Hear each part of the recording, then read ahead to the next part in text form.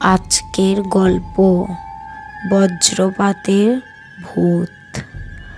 ঝোড়ো বর্ষার রাত, আকাশে কালো মেঘের ঘনঘটা। বজ্রপাতের আলোয় আলোকিত হচ্ছে চারপাশ। বৃষ্টির তীব্রতা বেড়েই চলেছে, বাতাসে ঝড়ের মতন ঝাপসাচ্ছে।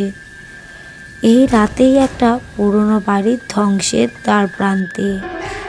বাড়িটির নাম অভিশপ্ত বাড়ি।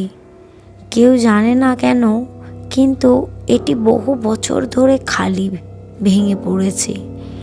লোকজনের কানে শোনা যায় এখানে ভূত আছে। হঠাৎ একটা ভয়াবহ বজ্রপাত বাড়িটির উপর আঘাত করে। ধুলো, ধোঁয়া এবং একটা ভয়ঙ্কর চিৎকার। এই চিৎকারের সাথে সাথে বাড়িটির ভূত জেগে ওঠে। বজ্রপাতের আঘাতে ভূতটির শরীর আগুনের মতন জ্বলে ওঠে। ভূতটি বাইরে বেরিয়ে আসে, ভয়ঙ্কর চিৎকার করে। ভূতটির চোখ লাল আগুনের মতন জ্বলজ্বল করছে, মুখে ভয়াবহ একটা হাসি। একটা মানুষের ভয় দেখায়, বৃষ্টির মাঝে দৌড়ে বেড়ায়। এই ভয়াবহ দৃশ্য দেখে লোকজনও ভয় পায়, কিন্তু একজন সাহসী মানুষ, রাজু, ভূতটিকে পরাজিত করে ঠিক করে। রাজু জানে ভূত বজ্রপাতের আঘাতে জেগে উঠেছে, তাই সে একটা বজ্রপাতের কড়া নিয়ে ভূতের সামনে দাঁড়ায়। ভূতটি রাজুকে দেখে আরো ভয়াবহ হয়ে ওঠে এবং চিৎকার করে, কিন্তু রাজু ভয় পায় না।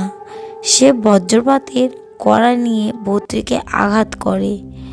ভূতটি চিৎকার করে, আগুনের মতন জ্বলে ওঠে আর বেশি, কিন্তু রাজু থামে না। সে ভূতটিকে পরাজিত করার জন্য অবিরাম আঘাত করে। অবশেষে ভূতটি পরাজিত হয়।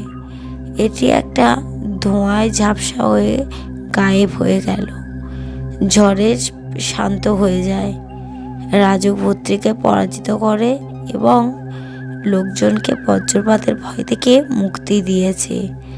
এই দিন থেকে অভিশপ্ত বাড়ি আর ভয়ানক নয়।